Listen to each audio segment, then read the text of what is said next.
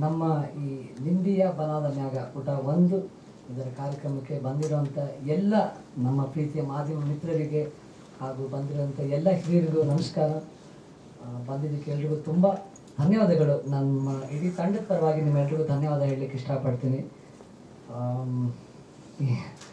ಇವತ್ತು ಇದನ್ನು ನೋಡ್ತಾ ಇದ್ದರೆ ಈ ಒಂದು ಸಂದರ್ಭ ನಾನು ಇವತ್ತು ನೋಡ್ತಾ ಇದ್ದರೆ ಕನಸೇನೋ ಅಂತ ಅನಿಸುತ್ತೆ.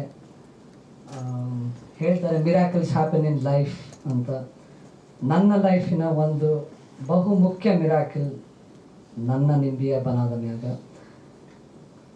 ಈ ಒಂದು ಇವತ್ತನ್ನು ಸಾಧ್ಯ ಮಾಡಿಕೊಡ್ಲಿಕ್ಕೆ ನನಗೆ ಅವಕಾಶ ಮಾಡಿಕೊಟ್ಟಂಥ ನಮ್ಮ ನಿರ್ದೇಶಕರು ಶ್ರೀ ಅಶೋಕ್ ಕಡ್ಬ ಅವರು ಹಾಗೆ ನಿರ್ಮಾಪಕರು ಶ್ರೀ ಮಾದೇಶ್ ಅವ್ರಿಗೆ ನಾನು ಧನ್ಯವಾದ ಹೇಳಲಿಕ್ಕೆ ಇಷ್ಟಪಡ್ತೀನಿ. ಈ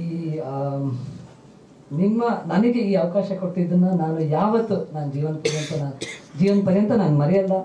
ನಿಮಗೆ ಯಾವತ್ತೂ ನಾನು ಚಿರೋಣಿ ಆಗಿರ್ತೀನಿ ಅಂತ ಹೇಳಲಿಕ್ಕೆ ಇಷ್ಟಪಡ್ತೀನಿ. ಮತ್ತು ಇವತ್ತು ನಾನು ಇಲ್ಲಿರೋದಕ್ಕೆ ನನಗೆ ಪ್ರೋತ್ಸಾಹ ಮಾಡಿದ್ದಕ್ಕೆ ನನ್ನ ತಂದೆ ತಾಯಿಗಳೇ ಕಾರಣ. ಅವ್ರಿಗೆ ನಾನು ನನ್ನ ನಮಸ್ಕಾರಗಳನ್ನ ಹೇಳಲಿಕ್ಕೆ ಇಷ್ಟಪಡ್ತೀನಿ. ಹಾಗೆ ನನ್ನ ಈ ಒಂದು ಜರ್ನಿಯಲ್ಲಿ ನನ್ನ ಹಿಂದೆ ನನ್ನ ಸ್ಟ್ರೆಂತ್ ಆಗಿ ನಿಂತ ನನ್ನ ವೈಫ್ ಇದ್ದಾರೆ ಸಿಂಧು, ಅವ್ರಿಗೆ ನಾನು ಧನ್ಯವಾದ ಹೇಳಲಿಕ್ಕೆ ಇಷ್ಟಪಡ್ತೀನಿ. ಆ್ಯಂಡ್ ನಮ್ಮ ಅಕ್ಕನ ಮಗ ಬಂದಿದ್ದಾನೆ ವರ್ಧನ್, ನನಗೆ ತುಂಬ ಕ್ಲೋಸ್ ಅವನು. ಇವತ್ತು ಬರಲೇಬೇಕು ಅಂಥೇಳಿ ಅವ್ರ ಊರಿಂದ ಅವನು ಬಂದಿದ್ದಾನೆ. ನಮ್ಮ ಅಕ್ಕ ಸರಸ್ವತಿ, ನನ್ನ ತಂಗಿ ಪಾರ್ವತಿ ಹಾಗೂ ನನ್ನ ತಂಗಿ ಮಕ್ಕಳು ಜಾನ್ವಿ ಹಾಗೂ ಅಭಿಯುಕ್ತ, ಅವ್ರನ್ನ ಇವತ್ತು ತುಂಬ ಮಿಸ್ ಮಾಡ್ಕೊಳ್ತಾ ಇದ್ದೀನಿ ನಾನು. ಹಾಗೆ ನಮ್ಮ ಇಬ್ಬರು ಭಾವಂದರು ಕೂಡ ನಟರಾಜ್ ಹಾಗೆ ವಿನಯ್, ಅವ್ರನ್ನ ನಾನು ತುಂಬ ಮಿಸ್ ಮಾಡ್ಕೊಳ್ತಾ ಇದ್ದೀನಿ ಇವತ್ತು. ಮತ್ತು ನನ್ನ ಇಡೀ ಕುಟುಂಬ, ನನ್ನ ಮಾವಂದರು, ನಮ್ಮ ಚಿಕ್ಕಮ್ಮ ಬರ್ತಾ ಇದ್ದಾರೆ ಈಗ. ಈ ಸಿನಿಮಾ ಶುರುವಾದಾಗಿಂದಲೂ ನನಗೆ ಭಾಳ ಸಪೋರ್ಟ್ ಮಾಡಿದ್ದಾರೆ ಎಲ್ಲರೂ. ನನಗೆ ಎಷ್ಟೋ ಟಿಪ್ಸ್ ಕೊಟ್ಟಿದ್ದಾರೆ. ಒಂದು ಹೇಗೆ ಈ ಸಿನಿಮಾ ಜರ್ನಿ ಶುರುವಾಗಿದ್ದಕ್ಕೆ ತುಂಬ ಖುಷಿನ ವ್ಯಕ್ತಪಡಿಸಿದ್ದಾರೆ ಎಲ್ಲರೂ. ಅವರೆಲ್ರಿಗೂ ನಾನು ಧನ್ಯವಾದ ಹೇಳಲಿಕ್ಕೆ ಇಷ್ಟಪಡ್ತೀನಿ. 2022ರಲ್ಲಿ ಶುರುವಾದಂಥ ಒಂದು ನಾನು ಹೇಳ್ತಾ ಇದ್ದೆ, 2022ನೇ ಇಸ್ವಿಯಲ್ಲಿ ಜುಲೈ ಆಗಸ್ಟಲ್ಲಿ ಫಸ್ಟ್ ನಾನು ನಮ್ಮ ನಿರ್ದೇಶಕರನ್ನ ಭೇಟಿ ಮಾಡಿದವರು ನಮ್ಮ ಮನೆಗೆ ಬಂದಿದ್ದರು. ಅವರ ಇನ್ನೊಂದು ಸಿನಿಮಾದ ಕಾರ್ಯಕ್ರಮಕ್ಕೆ ನಮ್ಮನ್ನು ಕರೆಯೋಕ್ಕೆ ಬಂದಿದ್ದರು. ಅವರು ಅವತ್ತೇ ನನ್ನನ್ನು ನೋಡ್ಬಿಟ್ಟು ಹೇಳಿದ್ರು, ಸರ್ ನಾನು ನಿಮಗೊಂದು ಕತೆ ಇದೆ ಹೇಳಬೇಕು ಅಂತ. ನನಗೆ ನಂಬಕ್ಕೆ ಆಗಲಿಲ್ಲ. ನಾನು ಒಂದು ಸೆಕೆಂಡ್ ಹಿಂದೆ ತಿರುಗಿ ನೋಡಿದೆ, ನನ್ನ ಹತ್ರನೇ ಮಾತಾಡ್ತಾ ಇದ್ರು, ಇನ್ಯಾಗಾರ ಹೇಳ್ತಾ ಇದ್ದಾರಾ ಅಂತ. ಇಲ್ಲ ಸರ್ ನಿಮಗೆ ಹೇಳ್ತಾ ಇರೋದು ಅಂತ ಹೇಳಿದ್ರು. ಮತ್ತೆ ಏನೋ ಒಂದು ಸ್ವಲ್ಪ ಗ್ಯಾಪ್ ಆಯಿತು. ಮತ್ತು ಅಕ್ಟೋಬರಲ್ಲಿ ಭೇಟಿಯಾದಾಗ ಈ ಕತೆ ಒಂದು ಸಣ್ಣ ಲೈನ್ ನನಗೆ ಹೇಳಿದ್ರು, ತುಂಬ ಇಷ್ಟ ಆಯಿತು. ಇಲ್ಲ ಸರ್ ನನಗೆ ಒಂದು ಭಯ ಇತ್ತು, ಏನು ನಾನು ಮಾಡ್ಬೋದಾ, ನನಗೆ ಸೂಟ್ ಆಗುತ್ತಾ, ನನ್ನ ಕೈಲಿ ಪಾತ್ರ ಮಾಡೋಕ್ಕಾಗುತ್ತಾ ಅಂತ ಅವ್ರು ಹೇಳಿದ್ರು. ಇಲ್ಲ ಸರ್ ನನಗೆ ಅವ್ರು ಹೇಳಿದ್ರು, ನನಗಷ್ಟೇ ಅಲ್ಲ ನಮ್ಮ ನಿರ್ಮಾಪಕರಿಗೂ ಭಾಳ ಭರವಸೆ ಇದೆ, ನೀವೇ ಮಾಡಬೇಕು ಈ ಸಿನಿಮಾ, ನೀವೇ ಮಾಡಬೇಕು, ನಿಮ್ಮ ಕೈಲೇ ನಾವು ಮಾಡಿಸ್ಬೇಕು.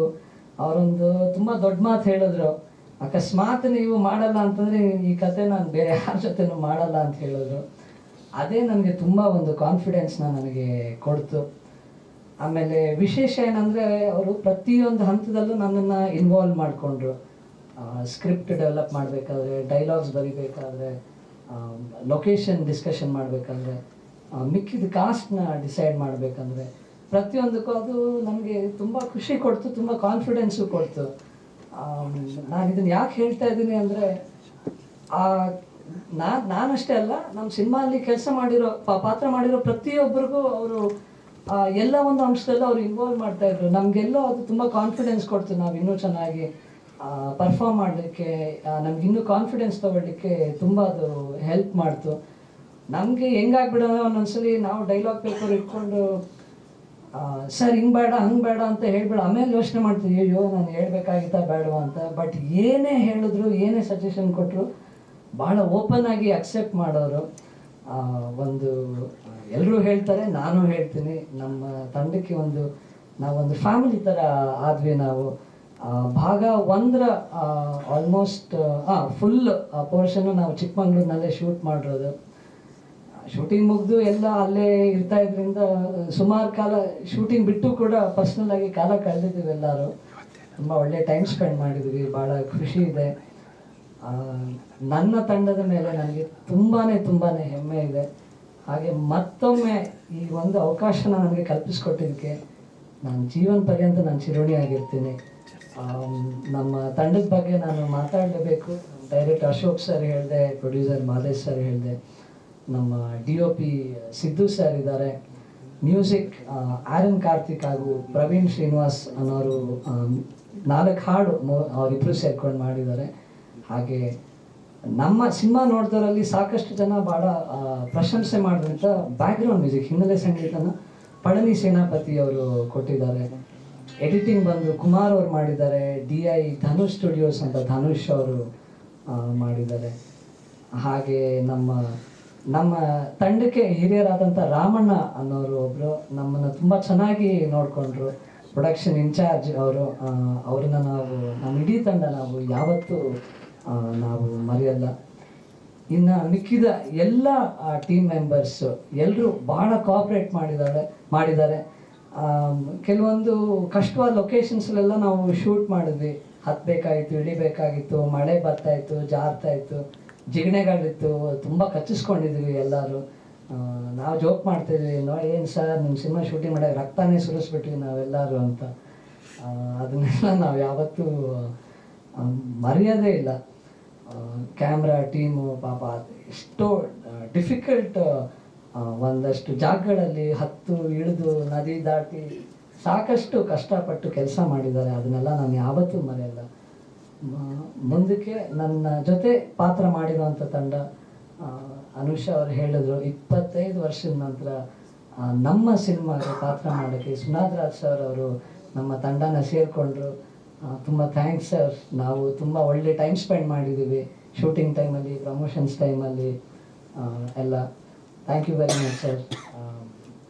ನಾನು ಅತಿ ಹೆಚ್ಚು ನನಗೆ ಪಾತ್ರ ಮಾಡಿದ್ದು ಬಂದು ನನ್ನ ತಾಯಿ ಪಾತ್ರ ಮಾಡಿರೋವಂಥ ಸಂಗೀತ ಅನಿಲ್ ಅವ್ರ ಜೊತೆ. ಅವ್ರನ್ನಂತೂ ನಾನು ಮರೆಯೋಕ್ಕೆ ಆಗಲ್ಲ. ನಾವು ಪಾತ್ರ ಮಾಡ್ತಾ ಇದ್ದೀವಿ ಅಂತ ನಮಗೆ ಅನ್ನಿಸ್ಲೇ ಇಲ್ಲ, ನಿಜವಾಗ್ಲೂ ತಾಯಿ ಮಗನೋ ಏನೋ ಅಂತ ಒಂದು ನಮ್ಮಲ್ಲಿ ಒಂದು ಬಾಂಧವ್ಯ ಮೂಡ್ಕೊಳ್ತು.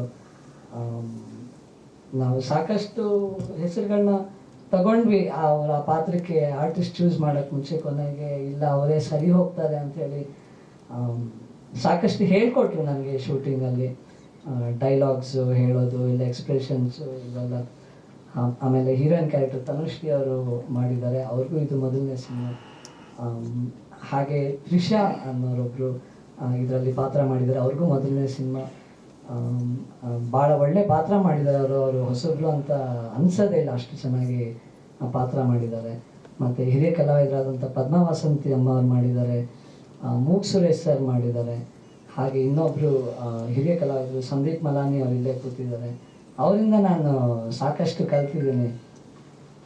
ನಮ್ಮ ಮೊದಲನೇ ದಿನದ ಶೂಟ್ ನನಗಿನ್ನೂ ನೆನಪಿದೆ. ಹೆಬ್ರಿಯಲ್ಲಿ ಅವ್ರಿಗೊಂದು ಪಂಚೆ ಆಮೇಲೆ ಒಂದು ಬನೀನ್ ಹಾಕ್ಸಿದ್ರು. ಸುಮ್ಮನೆ ನಮ್ಮ ಡೈರೆಕ್ಟರ್ ಸರ್ ರೇಗಿಸ್ತಾ ಇದ್ರು, ಏನ್ರಿ ಹೊಸ್ದಾಗಿ ಕಾಣ್ತಾ ಇದೆಲ್ಲ ಅಂತ. ಮಣ್ಣಿತ್ತು ಕೆಳಗೆ, ಮಣ್ಣು ಮೇಲೆ ಮಲ್ಕೊಂಡು ಉರುಳ್ಸೇವೆ ಮಾಡಿಬಿಟ್ರು ಅವರು. ನನಗೆ ಶಾಕ್ ಆಗಿತ್ತು ಒಂದು ಕ್ಷಣಕ್ಕೆ. ಎಷ್ಟು ಒಂದು ಡೆಡಿಕೇಶನ್ ಒಬ್ಬ ಆರ್ಟಿಸ್ಟ್ ಅಂದರೆ ಇಷ್ಟು ಡೆಡಿಕೇಶನ್ ಇರಬೇಕು ಅಂತ. ಅದನ್ನು ಅವರಿಂದ ನಾನು ಕಲ್ತ್ಕೊಂಡೆ, ಭಾಳ ಖುಷಿ ಆಯಿತು. ನಮ್ಮ ರಾಮಣ್ಣ ಅವರು ಕೂಡ ಒಂದು ಪಾತ್ರ ಮಾಡಿದ್ದಾರೆ.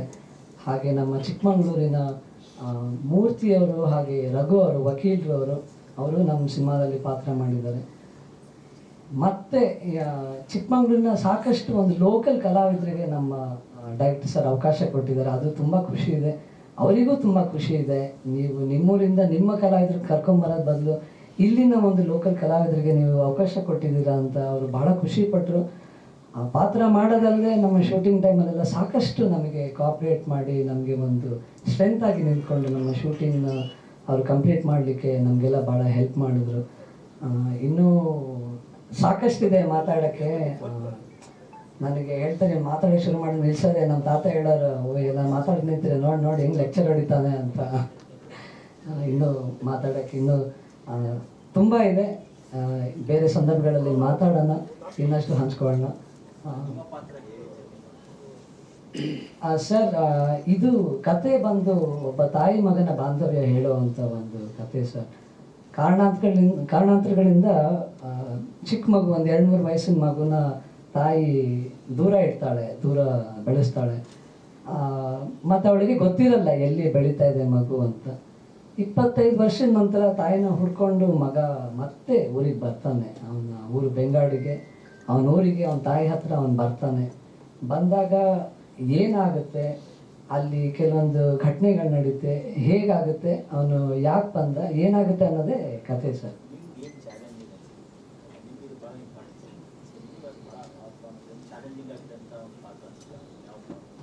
ಸರ್, ಮೊದಲನೇದು ನನಗೆ ಇದು ಮೊದಲನೇ ಸಿನಿಮಾ ಆಗಿದ್ದರಿಂದಾನೇ ಅದೇ ನನಗೆ ಬಿಗ್ಗೆಸ್ಟ್ ಚಾಲೆಂಜ್ ಸರ್. ಅಂದರೆ ಈಗ ಕ್ಯಾಮ್ರಾ ಮುಂದೆ ಆ್ಯಕ್ಟ್ ಮಾಡಿದಾಗ ನನ್ನ ಎಕ್ಸ್ಪ್ರೆಷನ್ ಕರೆಕ್ಟಾಗಿ ಬಂದಿದೆಯಾ, ಲುಕ್ ಕರೆಕ್ಟಾಗಿ ಕೊಟ್ಟಿದ್ದೀನಿ ಇಲ್ಲ, ಯಾಕಂದರೆ ಸಾಕಷ್ಟು ಕಲಿಯೋಕ್ಕೆ ಸಿಕ್ತು ಸರ್.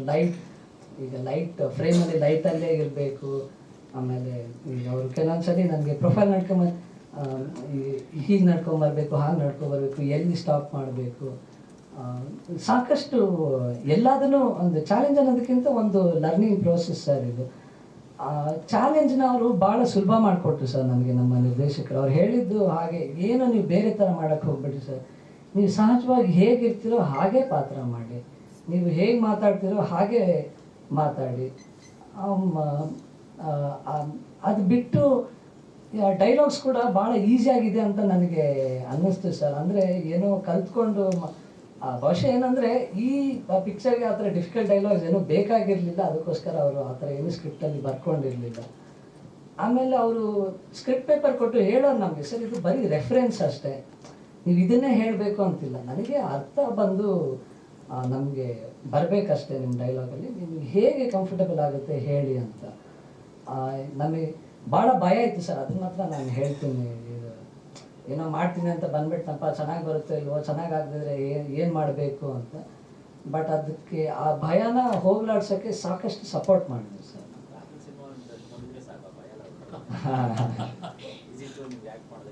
ಇಲ್ಲ, ಖಂಡಿತ ಸರ್. ಪ್ರತಿಯೊಂದು ಸೀಕ್ವೆನ್ಸ್ಗೂ ನಾನು ಅವರ ಸಿನಿಮಾಗಳ ಸೀಕ್ವೆನ್ಸ್ನ, ಈಗ ತಾಯಿ ಮಗಂದು ಕತೆ ಅಂತ ಹೇಳಿದೆ, ಸಾಕಷ್ಟಿದೆ ಸರ್. ನನಗೆ ಅದರಲ್ಲಿ ಬಂಗಾರ ಪಂಜರ ನನಗೆ ಭಾಳ ಒಂದು ಇಷ್ಟವಾದಂಥ ಸಿನಿಮಾ. ಅಂದರೆ ತಾಯಿ ಮಗನ ಕತೆ ಒಂದು ಸಾರಾಂಶ ತೋರಿಸೋಂಥ ಸಿನಿಮಾ. ಅದ್ರ ಬಗ್ಗೆ ಸಾಕಷ್ಟು, ಅದರಿಂದ ನಾನು ಸಾಕಷ್ಟು ರೆಫರೆನ್ಸಸ್ಗಳು, ಸೀನ್ ಬೈ ಸೀನು ಸಾಕಷ್ಟು ರೆಫರೆನ್ಸಸ್ಗಳು ನಾನು ತೊಗೊಂಡಿದ್ದೀನಿ ಸರ್. ಇಲ್ಲ ಸರ್, ಅವರು ಧೈರ್ಯ ಕೊಡ್ತಾಯಿದ್ರು. ಅಂದರೆ ಹೇಳೋರು ಸರ್, ಖುಷಿಪಟ್ಟು ಧೈರ್ಯವಾಗಿ ಮಾಡು, ಅವಕಾಶ ಬಂದಿದೆ, ಖುಷಿಯಾಗಿ ಮಾಡು ಅಂತ ಹೇಳ್ತಾರೆ.